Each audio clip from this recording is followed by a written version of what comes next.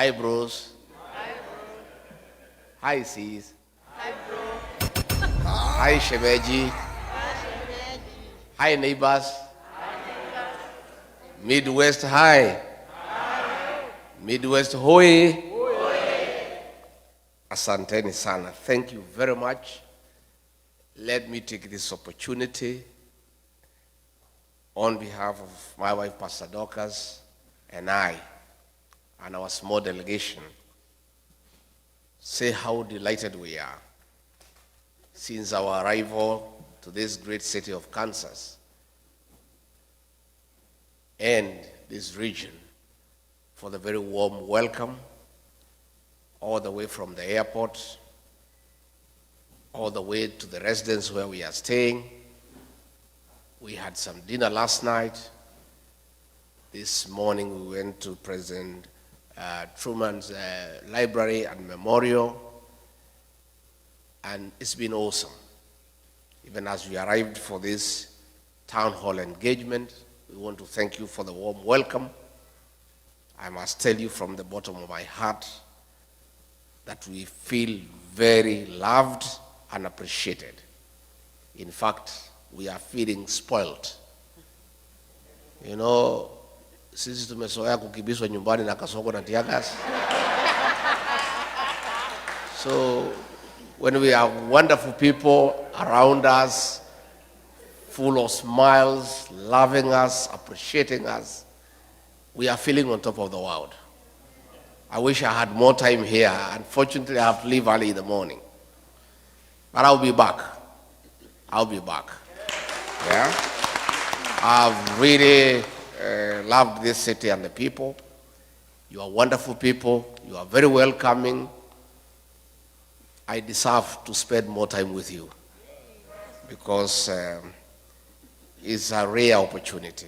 Secondly, let me thank you, our great people from Kenya, for being united, for staying together and loving one another.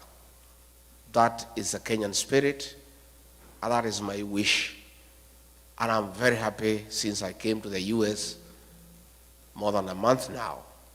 Wherever I have gone, I've found Kenyan people. They love one another and they stay together. I am very encouraged, and that is the message I'm sending back home, telling our people what I have found in the United States, that our people are one, our people love one another. And I want to encourage you to continue loving one another, staying together, be your brother's keeper. Let us hold each other's hand and let us live in peace, harmony, and love, because that is the right thing to do. Why is Rick G in America? Rick G has come to the United States to listen to the ground, because I believe no leader can succeed unless you align with your people. And the only way to align with your people is to listen to them. That is where Kasongo has lost it. He forgot he was elected by people. He doesn't listen to them anymore. And even when there is issues, he doesn't care. He doesn't give a damn. I belong to the school of thought that continuous engagement is a hallmark of good leadership. So I came to the States to listen to the ground.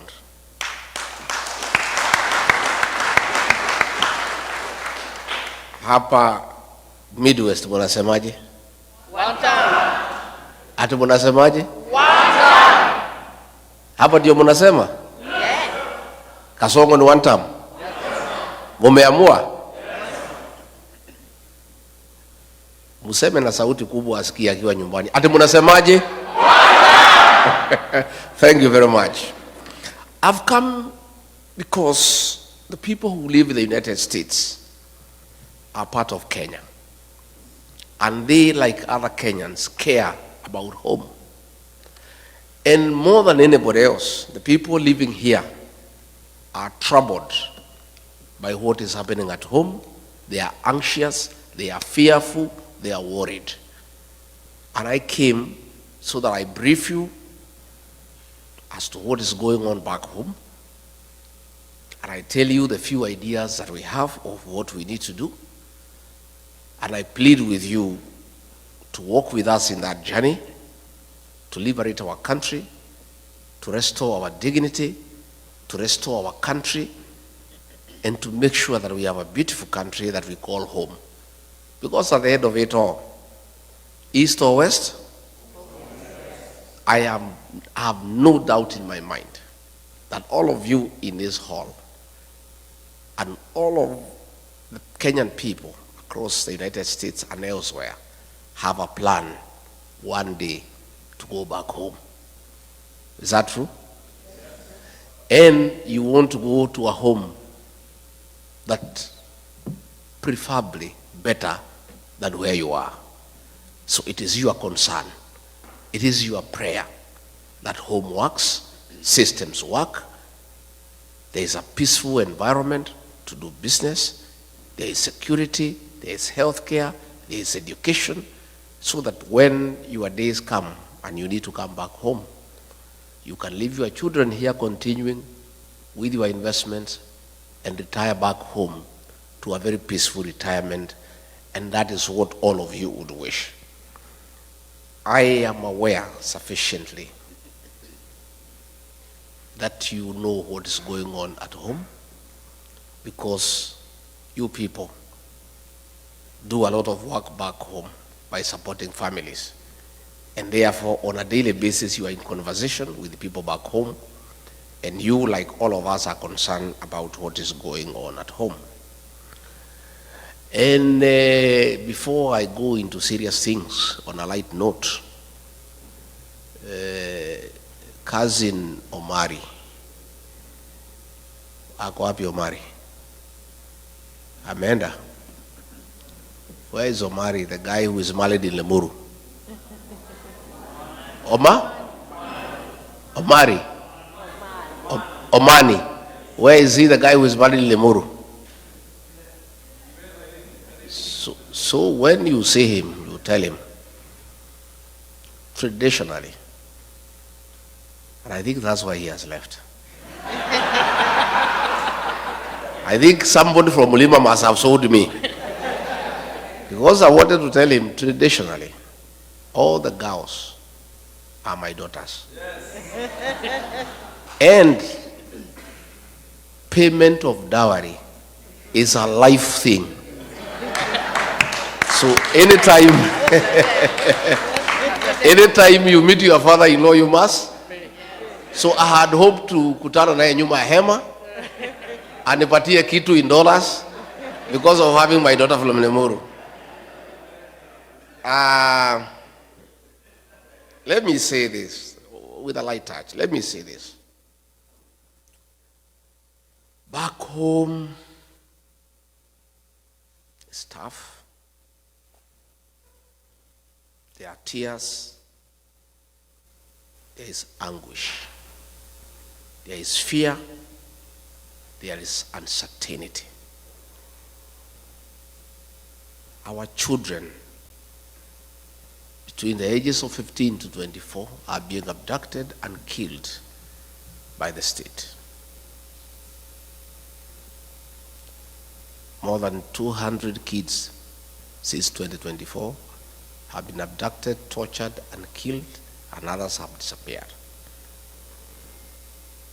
Parents worry. When you don't know where your child is, you cannot sleep.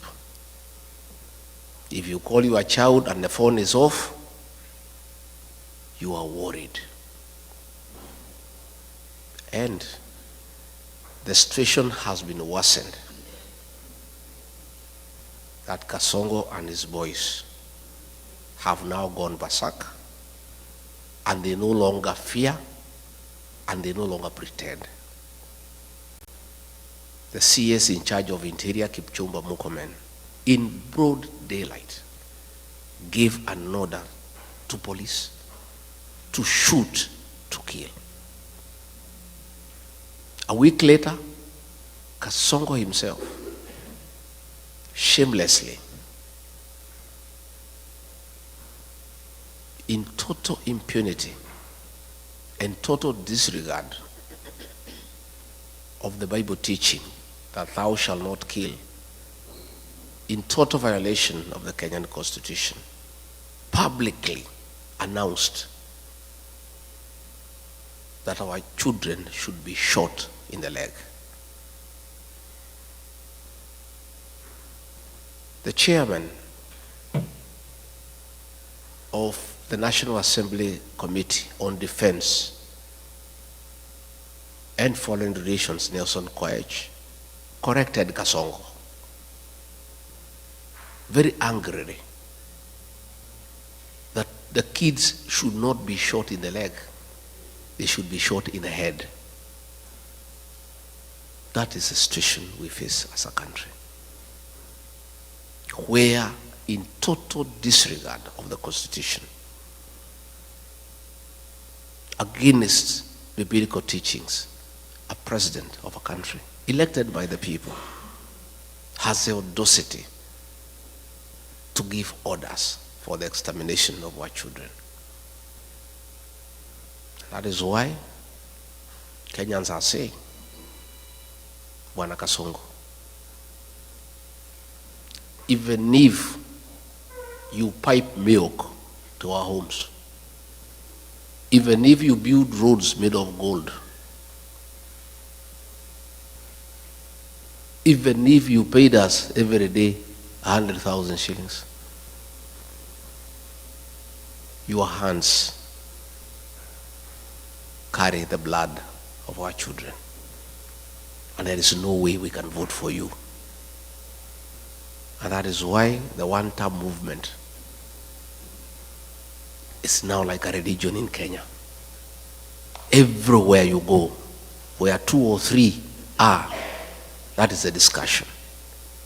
In the Uber, in the salon, in the matatu, in the bar, the discussion in the country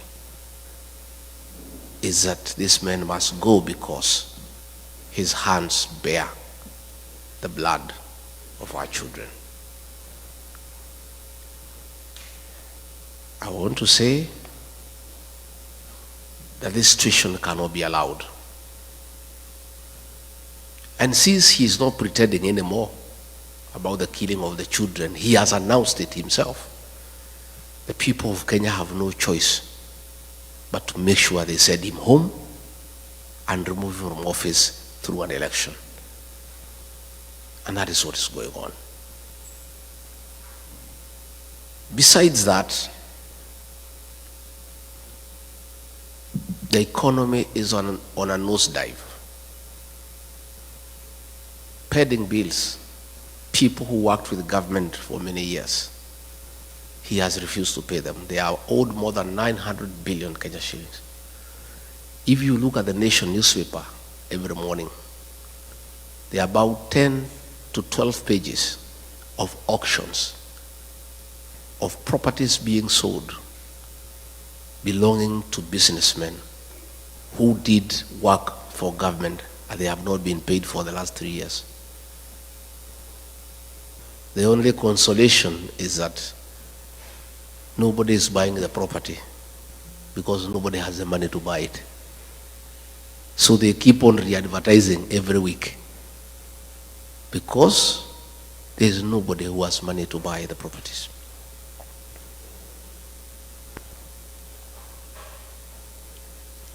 William Ruto found a working education system. President Mwai Kibaki, the third president of the Republic of Kenya, the greatest leader of our time, brought free primary education, and President Uhuru Kenyatta improved it by extending to secondary schools and also bringing 100% transition from primary to secondary school. He found a working university financing model and a help, a working system most of you went through, including I, that he put it aside and brought something that is not working. As we speak, many university students are at home. They cannot access university education. Most principals of secondary schools and head teachers of primary schools are living in fear and in hiding because of being auctioned. The schools are being auctioned because they have not paid suppliers, because money meant for capitation has not been provided by government. So the education system is facing near collapse. The health system, and you people here in America know how important and critical a working health system means to our people. He found a system called NHIF that was struggling but working, that needed improvement. The people at NHIF had come up with a program that needed 800 million Kenya shillings to reform it and make it workable and compliant with the present times. Kasongo came and discarded that system and brought something called SHA and SHIF at a cost of 104 billion Kenya shillings, money that he is stealing with his cronies. And despite stealing all that money, the system is not working. And you people know that because you have parents back at home. You know when they go to hospital, they cannot get their bills paid by insurance. Again, that is something that he has destroyed. He came up with something called the housing levy, ostensibly to construct affordable houses for the people of Kenya. It is not the work of government all over the world to construct houses. Governments put up roads, water, electricity, drainage, sewage. It is the work of the private sector to construct houses. But he has put it by force because he has business interest in company with some Asians to supply cement, steel, and iron sheets. So the whole affordable housing scheme is about corruption. It's about conflict of interest. Again, you find in agriculture, all the sugar factories have been sold to Asians in partnership with Kasongo. Last week, despite us having rice in Moya and Ahero that has not been bought, that is in the stores, he has authorized the importation of 5,000 metric tons of rice, duty-free, that will come and kill the rice farmer in Moya and Ahero. So you find, because of state capture, the president is in business in every sector. He is competing with every other businessman. And because of his advantage as president, he has killed all other business people. He's doing all the businesses in Kenya. I remember when we came into office, there's something called e-Citizen. It was an app that was being operated by some private people and doing some little work for government. And when he came, he brought a lot of issues saying it is wrong for anybody in the private sector to collect money on behalf of government. And he said the Ministry of ICT must take up e-Citizen. Little did I know he wanted the owners of e-Citizen to come into the open. So when they came, he negotiated with them, took 80% of the business and said they should continue, and ordered all government services to be onboarded through e-Citizen. Out of every 5 shillings that is paid through e-Citizen, he pockets 3. That is not enough. The Auditor General has reported more than 10 billion shillings collected through e-Citizen cannot be traced. So what is happening in Kenya is that we don't have a government. What we have is a criminal enterprise, theft of public funds, where the president has taken over all the businesses in the country. He's the chief procurement officer, he's the chief accountant, he is a supplier, he is everything. And nobody can ask a question. And that now brings me to explain to you why we fell out. I believed this man because he came with a Bible, and I'm a Christian. I'm the husband of a pastor. So when you come with a Bible and say you are saved, I believed this man. And all the things he told me and told the people of Kenya, we believed. I did not even have an MOU with him. We never wrote any agreement. I believed everything he told me. But when we arrived in government, it's a one-man show. He makes all the decisions. And all these decisions are selfish. It's about him. He's a businessman. He doesn't care for the country. And I started telling him this is wrong. Within a very short time, he captured Parliament. Parliament cannot ask a question. He captured the Senate. They cannot ask a question. He compromised all institutions of oversight. Nobody can ask a question. The only person who remained who could ask a question was Tinga, Raila Odinga. And he told me, we'll look for this man. He loves money. We'll give him some money. He'll also keep quiet. And sure as December 25 is Christmas. The way I'm telling you, just as sure as December 25 is Christmas, the way Osinde has explained, the man is eating and hence observing table manners. He cannot speak, his mouth is full. So the two are one and the same. And you know, sometimes we were debating. Okay, William Ruto is a great mistake. It's a mistake we have to live with. We made a mistake. I made a mistake. And I have apologized to the people of Kenya. But what was the alternative? Had we elected Raila Odinga, the same thing would have happened. The two would have crossed ranks. They start eating together the way they are doing today. So we are just saying Kenya was presented with two unpleasant choices. There were two hyenas, but they were different. One without teeth and one with teeth. And I think to a certain extent, President Uhuru Kenyatta was right. Probably we should have gone for the hyena without teeth because it will not finish us in one day. Yeah? Si ingetukula pole pole. Sasa mimi regarding Gachagua decided to go for the hyena with the teeth. And it started with me. So somebody was telling me, much as I sympathize with you, nafikiri ni sawa, hii fisi iko na meno ilianza na wewe. Ndio sasa ikujie si? So yesterday I heard David Morales saying that Jubilee can support Raila Odinga if they abandon William Ruto. Raila Odinga and William Ruto are birds of the same feather. None of them is an alternative.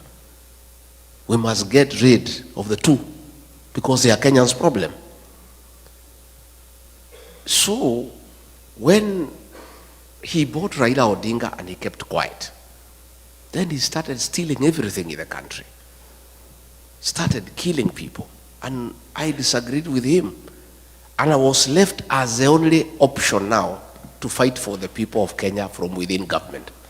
Everybody else had been compromised. I was left alone. And I started fighting from within. So when he decided to kill our children, the Gen Z, I said no. And when he insisted and killed them on June 25th, 2024, I went to Mombasa and called a press conference as Deputy President and told him off. And that was our parting shot. We never talked again from that day. We would only communicate in messages because I called him out publicly for killing our children. If Rigathi Gachagua was a selfish man,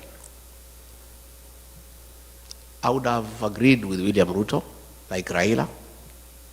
We sit and eat, then we finish the country. Today I'll be a very wealthy man. I would have joined him in all the deals. E-Citizen, we do. Fuliza, we do. Medical equipment, we do. Because he was willing to let me eat so that I keep quiet. He was quite happy. In fact, he told me, "We wacha mambo mingi bana. We kuja tu kule bana. Hii Kenya ni yako. Hii Kenya ilikuliwa na Kenyatta bado isha, ikakuliwa na Moi bado isha, ikakuliwa na Uhuru. We shida yako ni gani?" You know? Had I been just another Kenyan, like the Kenyans I see, if I was like Raila Odinga, a selfish person, I would have agreed with William Ruto. I stay as deputy president. I enjoy the privileges, there are many, and we eat. We finish the country. We let the children die, and I just sit there. But my conscience wouldn't allow. I am not a wealthy man, but I'm not a poor person. And I don't need money myself. My children are big, they are working. My wife is here, is a pastor.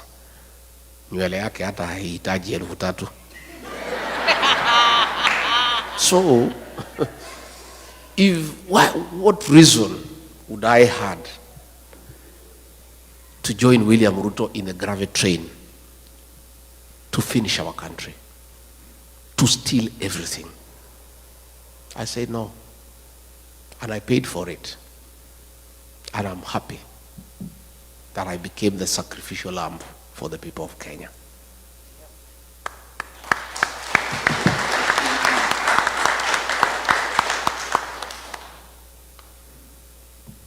We will fix our country,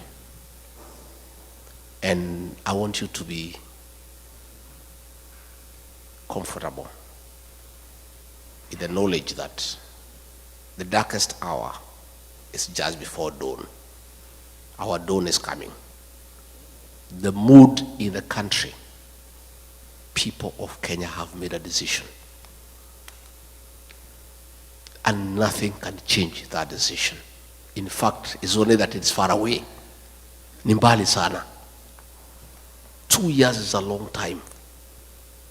But we don't have a choice because we are a democracy, and we don't want change through unconstitutional means. We want change through the ballot. So what we're asking is Kenyans to persevere, to be resilient, to be patient, and we'll make the change at the right time. I was worried before I came here that the level of impunity by the president is becoming dangerous because people are being killed every day. When we had Sabasaba, the government hired criminals to burn shops, to destroy property under police supervision. Policemen were shooting people without caring. Young children were killed, and the president did not care because there is nobody to ask him any question. And even when we complain, he doesn't care. I am very encouraged that through your efforts, the day before yesterday, the chairman of the Senate Foreign Relations Committee, Senator James Rich, tabled a bill in the House calling for a review of the status of Kenya as a non-NATO ally for several reasons. Among them,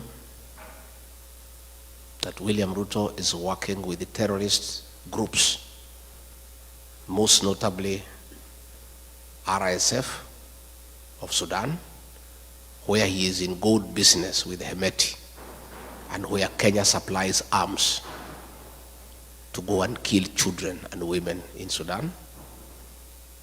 The Americans have complained that he has also been doing business with Al-Shabaab. The Americans have called for investigations on abductions, extrajudicial killings, use of police to attack civilians, and other violation of human rights. And within 90 days, an investigation will begin and a report to be made within 180 days. And there is real panic in Nairobi. I saw William Ruto today fumbling with words, trying to explain himself, but trying to digress from the real issues. He was saying that the Americans have a problem with him because he is having a relationship with China. And he is having a relationship with China because it's good for the country. But he's running away from the real issues.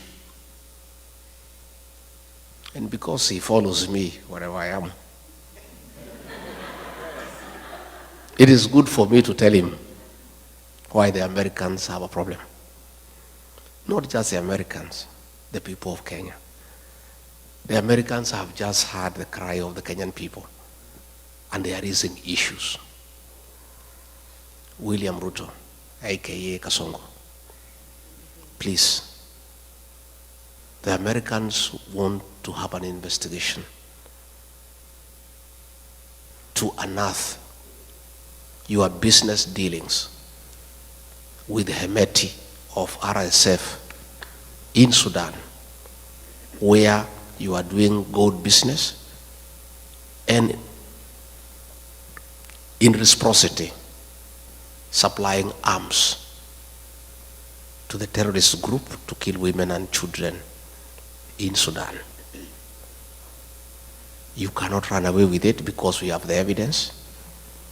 I was your deputy when those meetings took place. I have all the details. And we are giving those details to the Americans. And we are right here in America.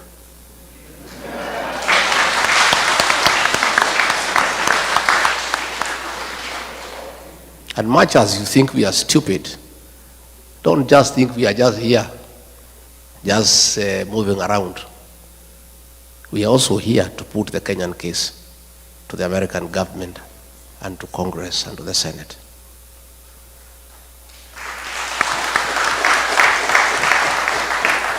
William Ruto, you need to know, the Americans want to know why you are working with Al-Shabaab.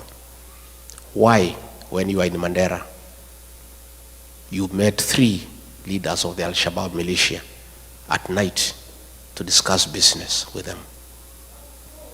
They want to know why. They also want to know why you have removed the requirement for vetting of non-Kenyans before they are given IDs. The Americans are concerned that suspected terrorists will be registered as Kenyans and they will find their way to America and the rest of the world and create terror in the world. Your decision to suspend vetting of foreigners before they are given registration in Kenya is a threat to world security. And not just the Americans are concerned, Kenyans are concerned too. And this you must answer. You cannot endanger the security of the world because of your business interest. It is true you are doing business with Al-Shabaab, but you cannot endanger world security. The Americans also want to know why, against the Kenya Constitution, you have become the worst violator of human rights in Kenya. Why are you abducting young children? Why are you killing young children? Why did you abduct American, Turkey nationals of American origin who were abducted and disappeared? These are things that are in the radar of the American security system. You can play around with people in Kenya, but you cannot play with the American government. They have you on the radar. And the evidence is everywhere. And you cannot run away from it. So please, don't hide behind China. The issues you need to confront are well known to you. That you have compromised world security in pursuit of business interest. And this time around, you will not escape. You may push people around in Kenya. You may harass everybody in Kenya. But I don't think you have the capacity to harass the American government. And they have you under the radar. You can run, but you cannot hide. Your day is coming. I want to say that the evidence is there. The shoot to kill orders by Kipchumba Murkomen, he cannot deny. Your own order of shooting people in the leg, you cannot deny. So even if you get the PS for Foreign Affairs to issue statements, the evidence is everywhere. And you must be held to account. In fact, the other day when I was here, I was with some senior American leaders last Sunday. And we were watching live a meeting taking place in Muranga, where policemen were beating leaders and they were protecting armed goons. And these American leaders could not believe that it is possible for policemen to attack civilians. They could not believe it. They could not believe that policemen can escort gangs to beat civilian population. William Ruto, that evidence is here in America. And there's no way you can run away from it. And those things will come to light. On that matter, let me appeal to all of you. In your respective states, you have senators, you have elected, you have congressmen, you have elected. Please tell them about Kenya. Tell them to support this bill when it comes to the floor of the House. Give them details of what is happening in Kenya so that they are well informed, so that they can support the bill, so that a review is done. And our request to the American government and the American people, please don't punish Kenya because of the atrocities of William Ruto. Don't withhold military aid to Kenya. Don't withhold sharing of intelligence with Kenya. Don't withdraw all those facilities that come with that privilege of being recognized as an ally of the NATO states. All we are asking the American government to do, once you confirm all these concerns, help us. Don't have sanctions against the people of Kenya or our country. Please, just do the right thing. Impose sanctions on William Ruto as a person never to come to America.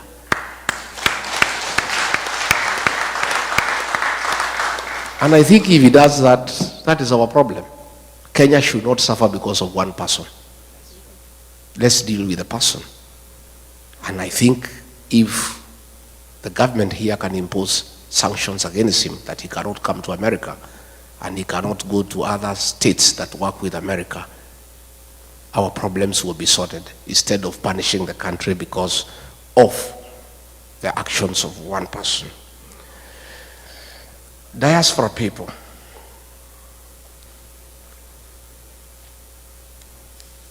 you people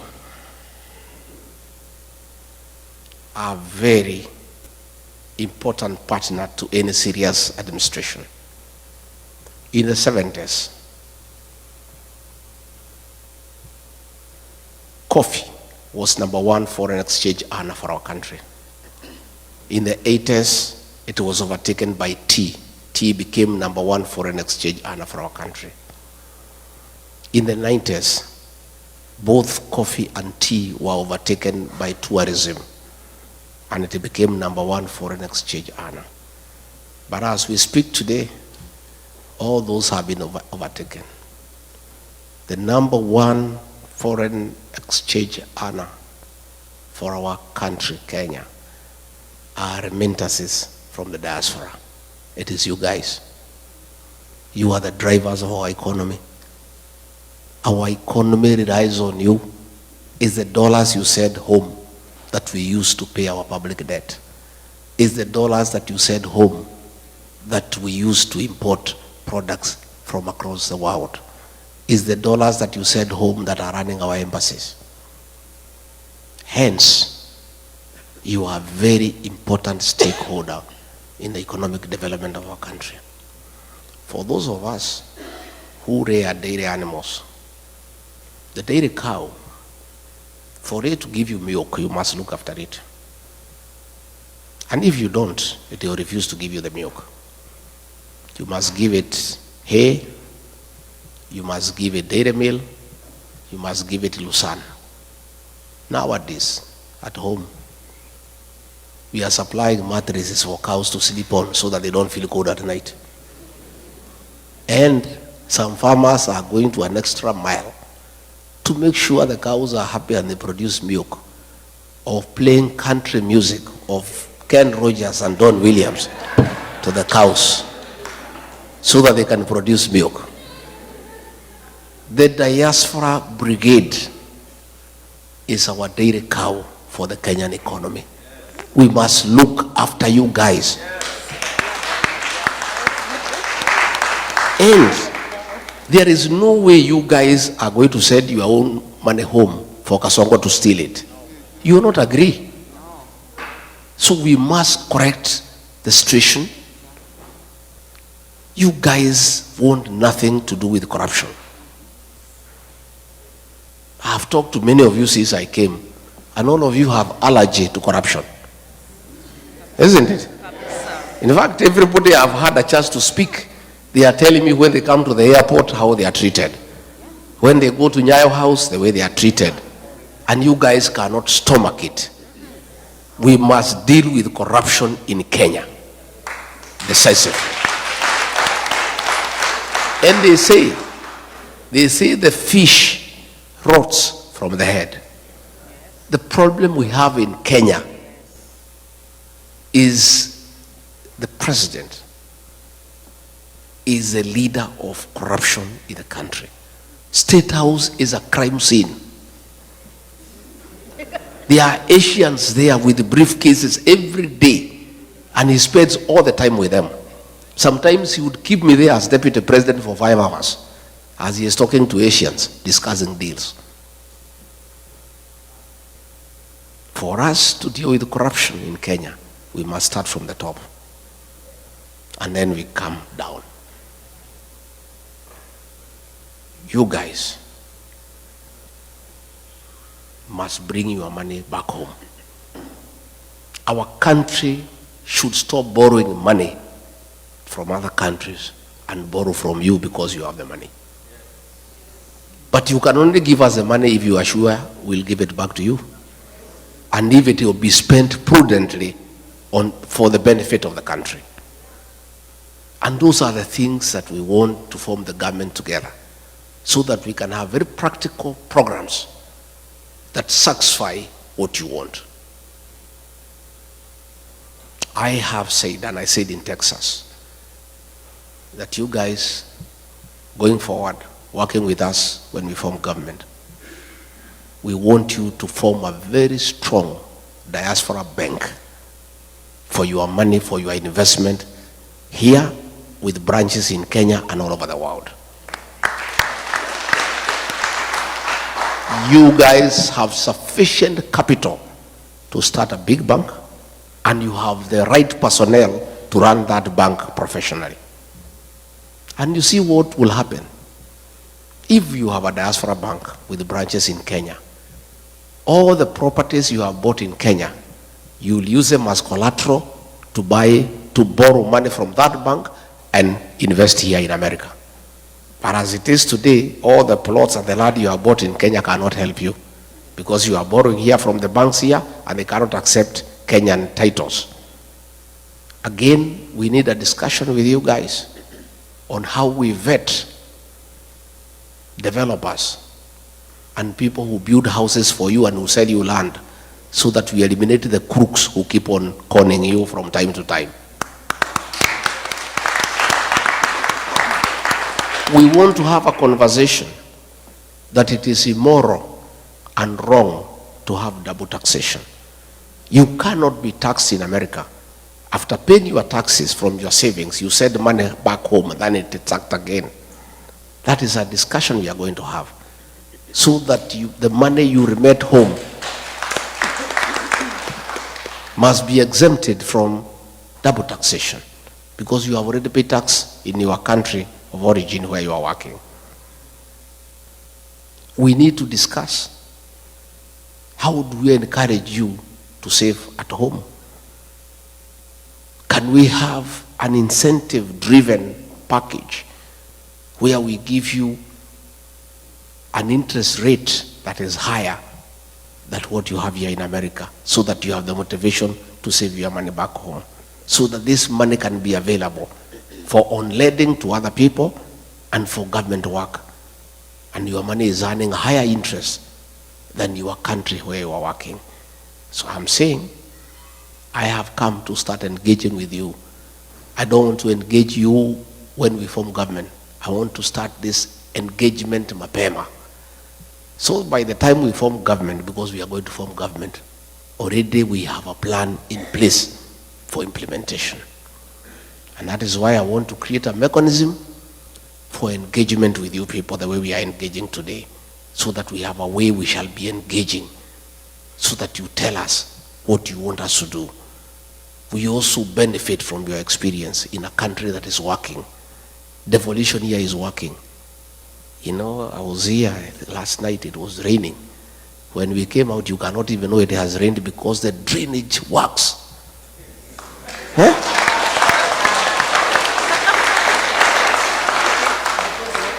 Kwetu ikinyesha hata hutaki kwenda nyumbani, because you are sure you need a mkokoteni to take you to your car. You know, we were here and it rained very heavily. By the time we went outside, you cannot even know there was rain. We need to learn from the best. And that brings me to the question of the involvement of diaspora in running government.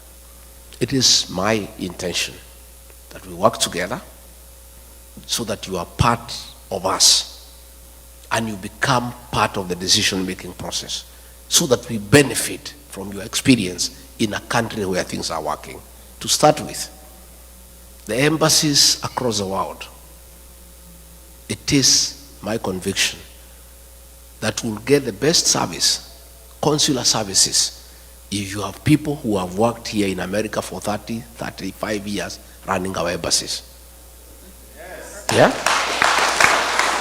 We would get the best investment opportunities if you have people who know what the Americans want in the embassy, because you know their strength, their weaknesses, their preferences, and where we can do business together.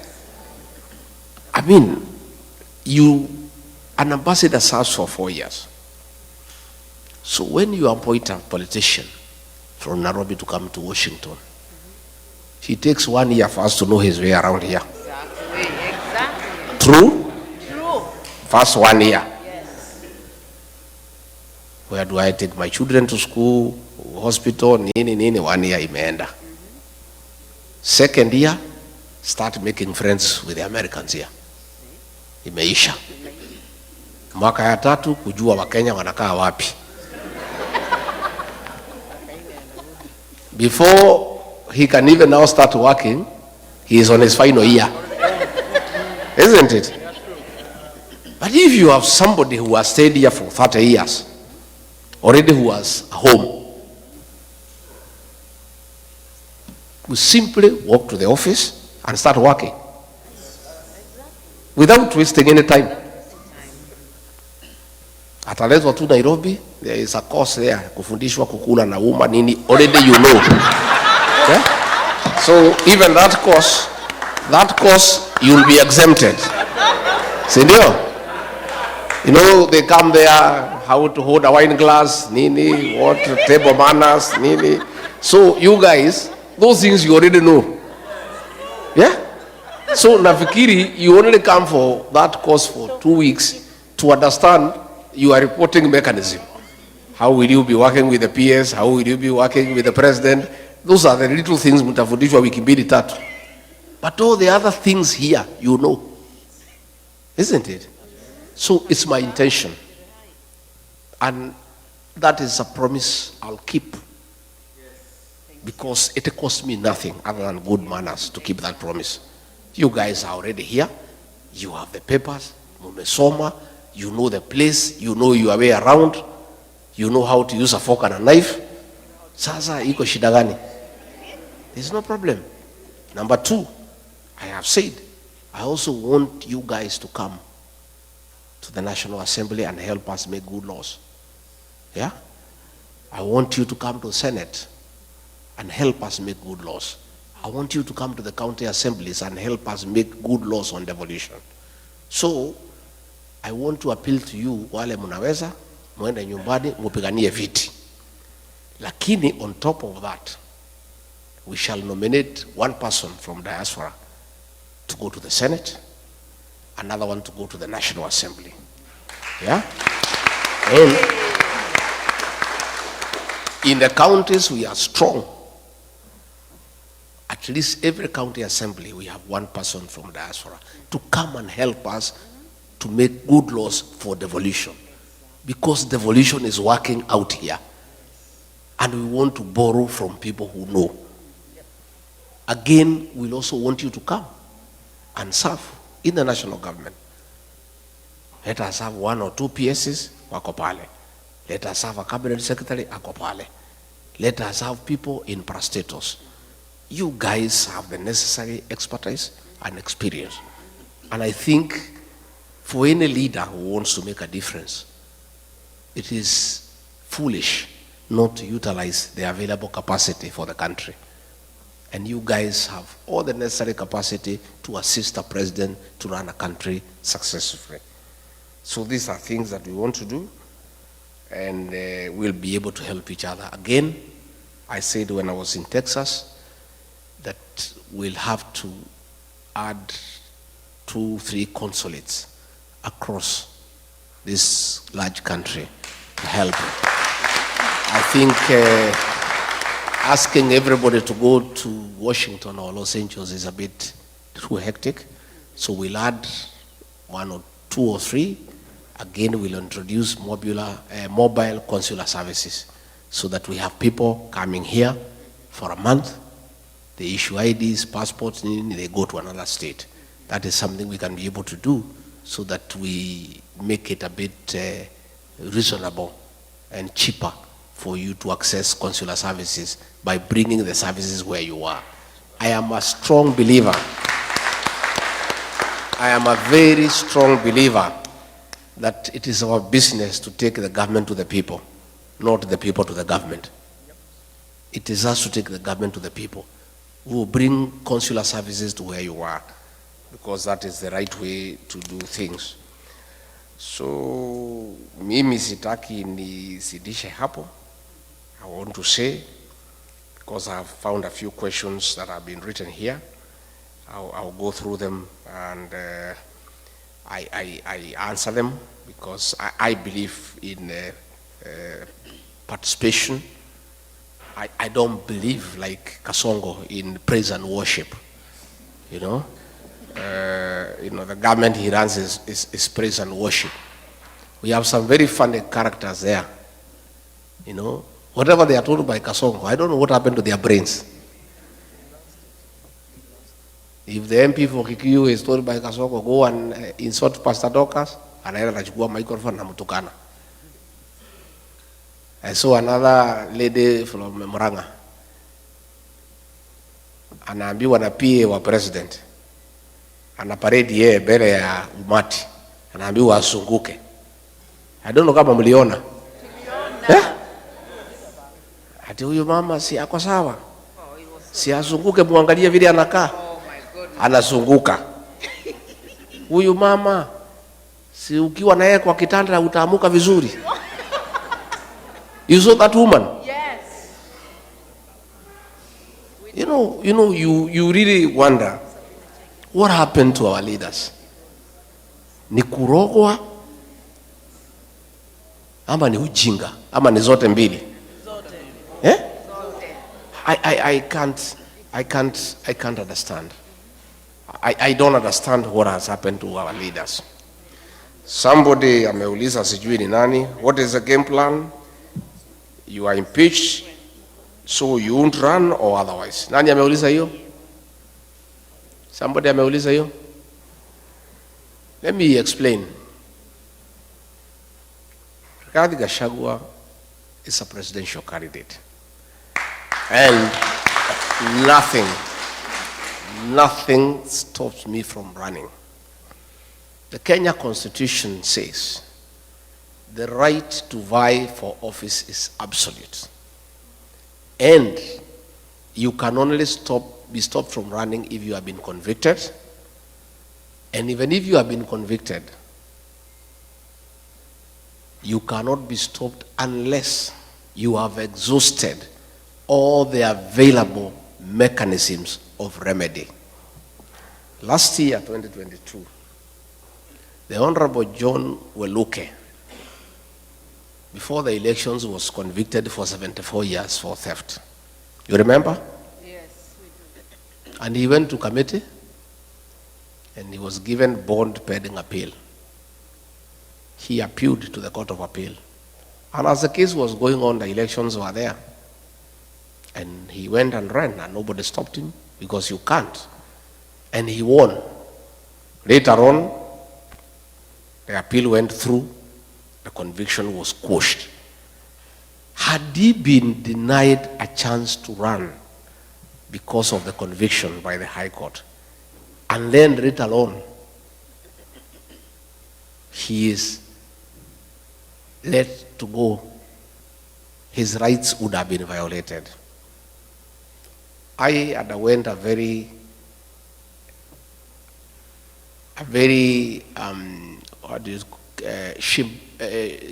shambolic exercise at the National Assembly and Senate. Everybody knows there was nothing. People were paid. MPs were paid 500,000, senators were paid 10 million, haraka, Ruto paid them. And we went to court under Article 50. And Article 50 says, no man shall be condemned unheard, and the right to fair hearing is absolute. I did not get a chance to defend myself in the Senate. I was in hospital. I did not present my evidence. So this is a matter that will be dealt with by the courts, and in the fullness of the time we shall be vindicated. In the meantime, the matter is in the High Court. It has not even started. If it is go to the High Court, depending on the way it goes, if I win, the state can go to the Court of Appeal, the matter proceeds there. If I win again, they can go to Supreme Court, or vice versa. Until those mechanisms are exhausted, the Constitution of Kenya guarantees me the right to vie for office, and there is no law that can stop me from vying. Yeah? So, in fact, I'm supposed to fight for the impeachment to be quashed, and then I go back to office. But I'm not interested. I cannot serve under Kasongo, because he's a pathological liar, and I'm a truthful person. Me and him working together is like trying to mix water and oil. I'm not interested in going back to the office. I just want my rights to be granted and to be proven innocent, because there's nothing I've done that is wrong. And I just proceed with my life. I have no intention of going back to office. Even if the courts told me to go, I'll not go. I'm not interested. So I want to assure you, nothing stops me from vying. And the people of Kenya know that. That's why you see I enjoy a lot of popularity, and I continue to seek for office. And God being faithful will get there.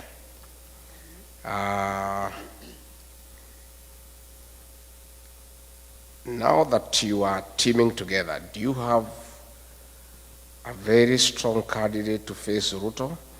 Because we can't stand another 5 years of Ruto regime. Jackson.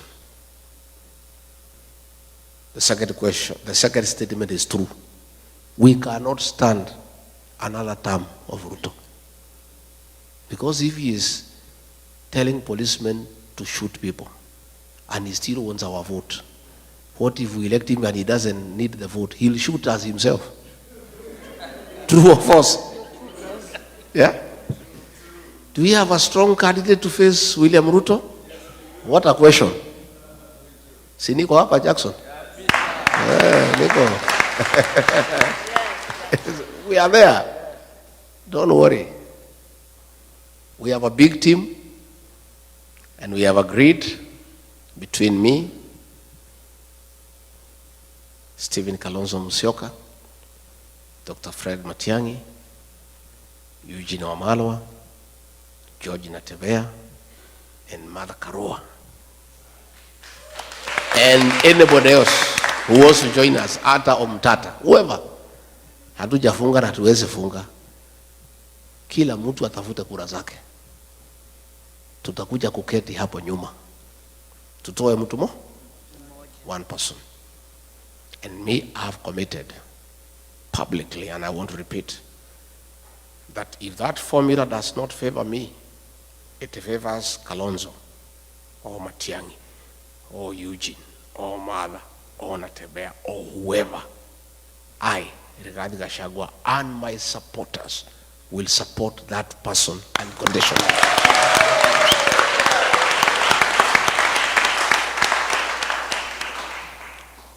Lakini Mungu akisaidia ikuwe ni mimi, hiyo mtu nitakimbiza yeye kama baisikeli ya kuibiwa.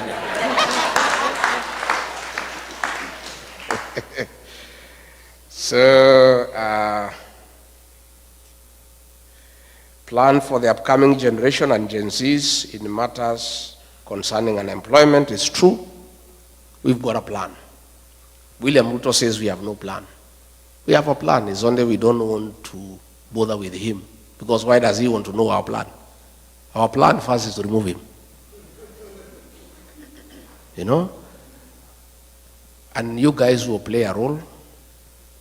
The way to create employment for our country is to create manufacturing as a pillar of economic intervention so that we can create jobs and widen the tax bracket. And one of the ways to do that is to give incentives to direct foreign investors and even you guys. We can say, for example, anybody who starts a factory in Kenya, or a cottage industry for that matter, we can give you 5-year grace period not to pay any tax so that we give you an incentive to come and start a factory home and create employment. And then we can collect money in the pay-as-you-earn from the employers. So we have got a good plan that we must encourage people to come and start factories, to start cottage industries. Again, we want to do a lot of expansion in agribusiness in northeastern Kenya, in northern Kenya, by having water for irrigation, so that those farms become arable and they'll create a lot of employment.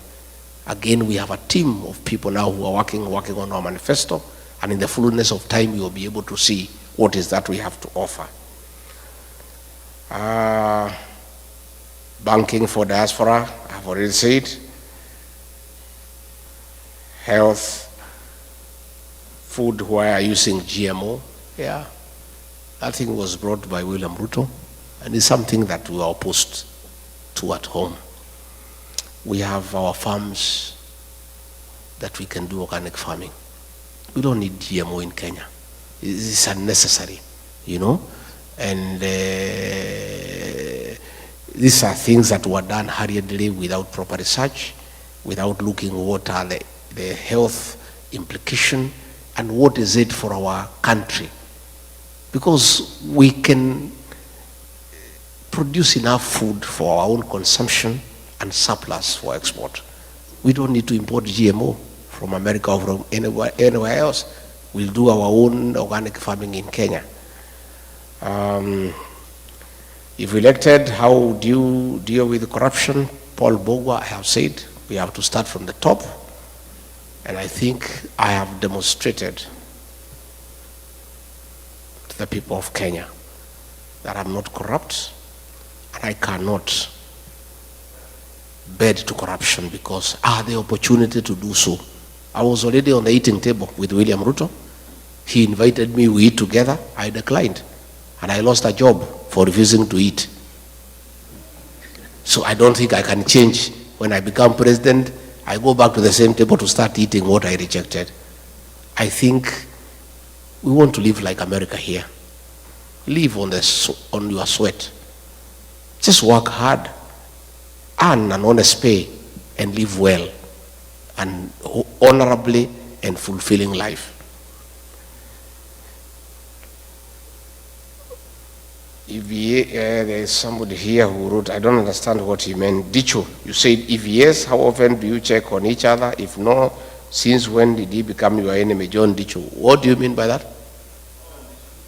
Occasionally, referred President Ruto as your friend. Referred to?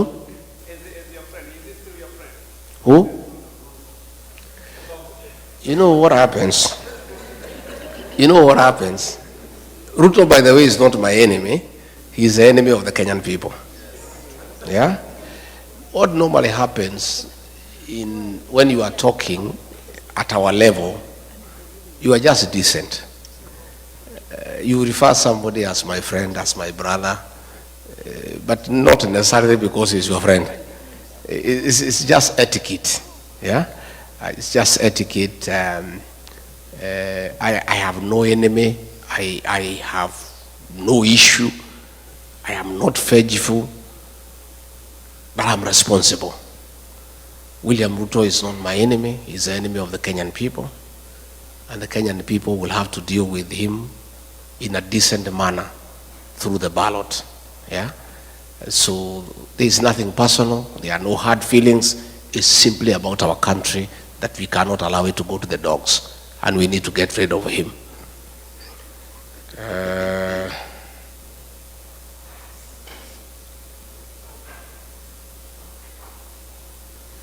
Why do we keep sending money so easily and yet we can't vote from the comfort of our beds using our gadgets? How come you keep on saying you understand the ground and yet when we want to run for a political position from here, it is a problem? How are you going to reconcile these issues? We'll have to develop our electoral process, but it takes time. The voting here is electronic. It's a democracy spanning over several hundred years. Our democracy is 61 years, 62. We keep on improving every day. We haven't yet reached there where we could go electronic. Mostly our people, the rural population, quite a bit of illiteracy and sub-illiteracy, but we are getting there. With time, I'm sure, in years to come, we'll go fully electronic so that you can, as you say, vote from your bed. Yeah, but tutaenda pole pole so that we get there.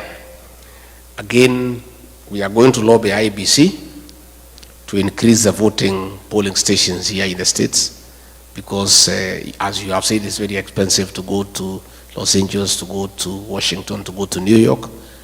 IBC is independent. I cannot give a commitment in totality, but all I can promise is that we are going to lobby them to increase the stations. We have a very vibrant constitution, and when you were in office, some goons went to the Kenyatta's farm, but unfortunately nobody was apprehended and taken to court. What happened? Mainawero is true. Kenyatta's farm was attacked, and some people were even trying to blame me. And I just kept quiet because Uhuru Kenyatta knows he was president of the Republic of Kenya. Issues to do with a retired president, his welfare, his security, his allowances, his travels are dealt with by nobody else other than the sitting president. There is nobody who could have attacked Kenyatta's farm without the knowledge and the concurrence of the sitting president. Rigathi Gachagua has never been president. Yeah? And it was something that was being done so that they can make us the leaders from the mountain fight each other. Yeah? His security was withdrawn, that of his mother, and they were trying to say, no, it's the deputy president who ordered the withdrawal of the security of President Kenyatta. How? There's nobody. Even today here in the US, matters to do with the former presidents will be dealt by the president himself. Even the Retirement Benefits Act for retired presidents is administered by the controller of State House. Yeah. So what happens if Kasongo ever comes here? You direct that question to him. He'll be able to give you an answer.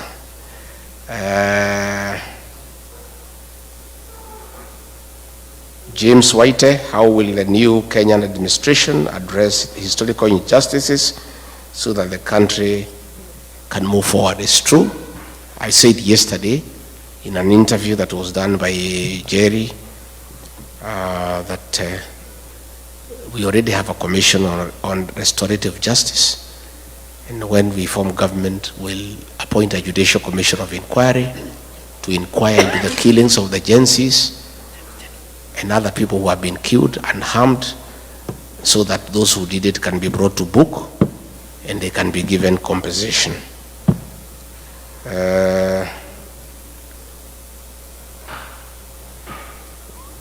Peter Mungai, which formula will you use to select your flag bearer, considering the flag bearer must be acceptable?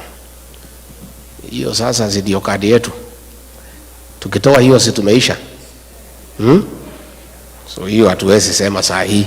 But there will be a good formula, and I can tell you we'll come up with a good candidate. And we are not in a hurry.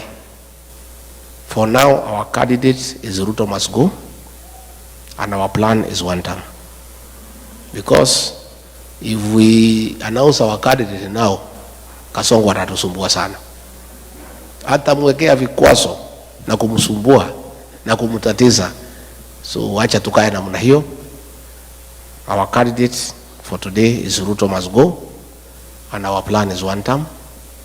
Wacha angangane na Ruto must go, na angangane na one term for now. Yeah? And that's why he keeps on saying, where is your plan? So that he can start attacking it. Yeah? Mimi napingana na nani? Unapingana na Ruto must go.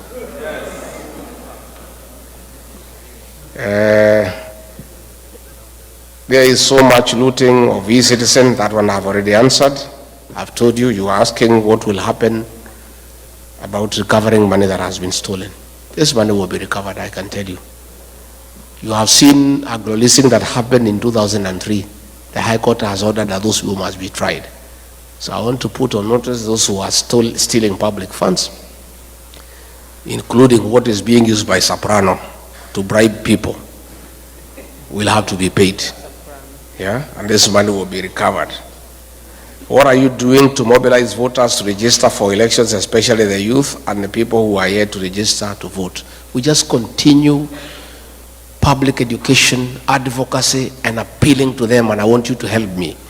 Call home, find out whether your young brothers and sisters have registered, and urge them. We continue to do that, and asking our parents that if they don't register, that is a vote for Kasongo. So that we continue doing. What is the solution to be executed immediately after the government is removed from power, so as to save unemployment situation in the first year? Employment imesema tayari. What is your vision to achieve more equitable distribution of resources and positions and overall more fair society? You know, resources must follow people. I believe in a very fair formula to distribute resources, with population being a very important factor, followed by poverty index, so that we have fairness and equity. So once we follow the principle of population as a basis for resource distribution, you get a lot of fairness. But we also take into consideration areas that have been marginalized and with a very high poverty index, so that they get some rebate, so that they are also not left behind. What are you guys doing to Gen Zs into believing there is a plan beyond one term? Francis Chege, we continue to engage the Gen Zs. This morning, I talked to about 100 Gen Zs on phone, and the Gen Zs are aligned that we don't just want them to vote for us and we do things for them. We want them to be part of the decision-making process by coming to the table so that we get solutions together. And I can tell you, they are believing us, because like when I fought for them, when Ruto was killing them, they believed me. Anytime I talk to them, they listen to me, because I've already demonstrated my respect for them and concern for them.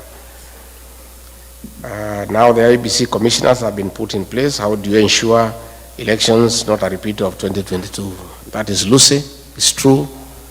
We continue to engage, and we'll create enough mechanisms to make sure that we have quality agents. The veracity of an election is determined by the quality of agents in every polling station. It's very difficult to interfere with an election, because when votes are cast and counted in the polling station results are final. That is where you must have good agents to make sure that all the activities around the polling station are above board. The rest in Nairobi is a purely mathematical exercise of adding numbers, but the polling station results are final. So what we are investing in is quality agents, and in my party, the DCP, I'll work with agencies so that they are very alert, and they can also assist us in documenting through their smartphone on Form 34A, so that the outcome of the results is well captured and stored. Thank you very much. I think those were the questions. Yeah.